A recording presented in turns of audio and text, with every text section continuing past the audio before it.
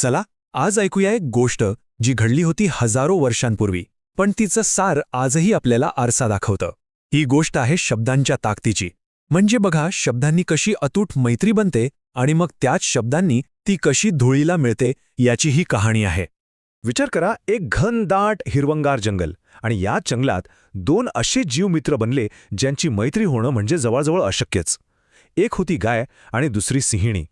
जणू काही निसर्गाचे सगळे नियमच त्यांनी मोडीत काढले होते, आणि त्या एकमेकींच्या सोबतीनं अगदी आनंदाने राहत होत्या.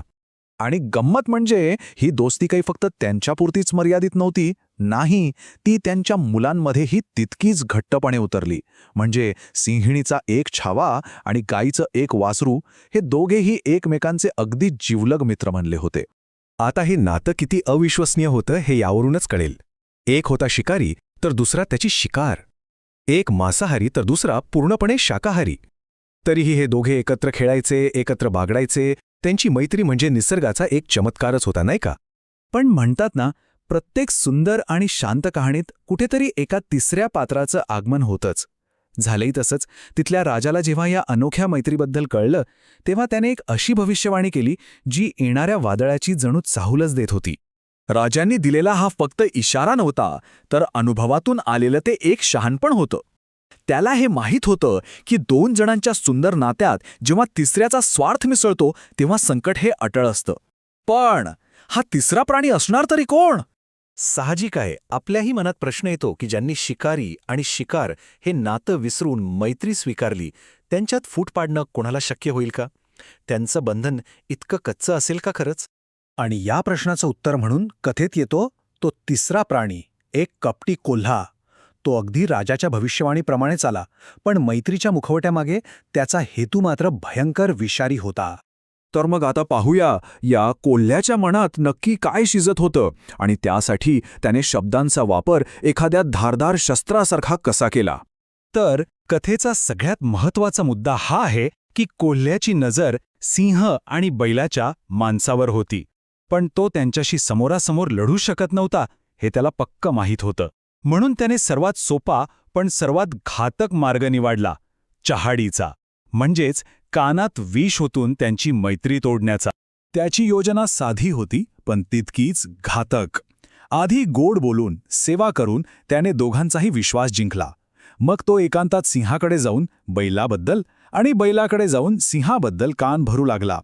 असं करता करता हळूहळू त्याने दोघांच्याही मनात एकमेकांबद्दल संशयाचं आणि द्वेषाचं विष पेरलं. आणि ह्या विषारी शब्दांचा जो परिणाम झाला ना, तो अक्षरशः थरकाप उडवणारा होता. कोल्ह्याच्या या एका चालीनं एका सुंदर नात्याचा अक्षरशः गळा घोटला. कोल्ह्यानं पेरलेल्या त्या संशयाच्या बीजाचं आता एक विषारी झाड उगवलं होतं. एकेकाळचे जे जिवलग दोस्त होते ते आता एकमेकांचे कट्टर वैरी बनले होते. त्यांच्यात इतकी भयंकर लढाई झाली की त्यात दोघांनीही एकमेकांचा जीव घेतला.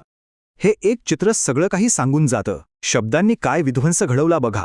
मैत्री 0, विश्वास 0 आणि जीव गेले 2. कशामुळे? तर फक्त काही खोट्या, कानात सांगितलेल्या गोष्टींमुळे. जेव्हा ही दुःखद घटना घडते तेव्हा तोच ज्ञानीराजा तिथे येतो. तो सगळा विध्वंस पाहतो आणि यातून मिळालेला एक महत्त्वाचा धडा जगाला सांगतो. राजा आपल्या कवितेतून सांगतो की चहाडीचे शब्द हे दुधारी तलवारीपेक्षाही जास्त धारदार असतात. तलवार फक्त शरीर कापते, पण हे शब्द मन आणि नातं दोन्ही कापून काढतात. तो पुढे म्हणतो की ही एक कपटी कला आहे. एक अशी कला जी खास करून घट्ट मैत्री तोडण्यासाठीच वापरली जाते. शब्दांचा हा खेळ नात्याच्या अगदी मुळावरच घाव घालतो. आणि शेवटी तो यातला विरोधाभास दाखवतो. जंगलातील 2 सर्वात शक्तिशाली प्राणी एका सगळ्यात कमजोर आणि कपटी प्राण्याच्या केवळ शब्दांना बळी पडले. म्हणजे ताकदीपेक्षा कपट जास्त घातक ठरलं. पण थांबा, गोष्ट इथे संपत नाही. या गोष्टीमागेही एक मोठी गोष्ट दडलेली आहे. ही कथा मुळात का आणि कोणासाठी सांगितली गेली होती हे जाणून घेणं खूप महत्त्वाचं आहे. खरं तर ही कथा जातक कथांपैकी एक आहे. जातक कथा म्हणजे काय? तर गौतम बुद्धांनी त्यांच्या पूर्वीच्या जन्मातील अनुभवांवरून लोकांना शिकवण देण्यासाठी सांगितलेल्या गोष्टी. पण प्रश्न हा आहे की बुद्धांना नेमकी हीच कथा सांगण्याची गरज का पडली असेल? असं काय घडलं होतं की त्यांना सिंह, बैल आणि कोल्ह्याचं उदाहरण द्यावं लागलं? आणि याचं उत्तर आपल्याला थक्क करून सोडतं.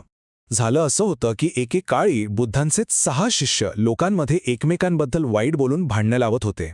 त्यांना त्यांची चूक किती मोठी आहे हे समजावून देण्यासाठी बुद्धांनी ही कथा सांगितली. आणि कथेच्या शेवटी एक मोठा खुलासा केला.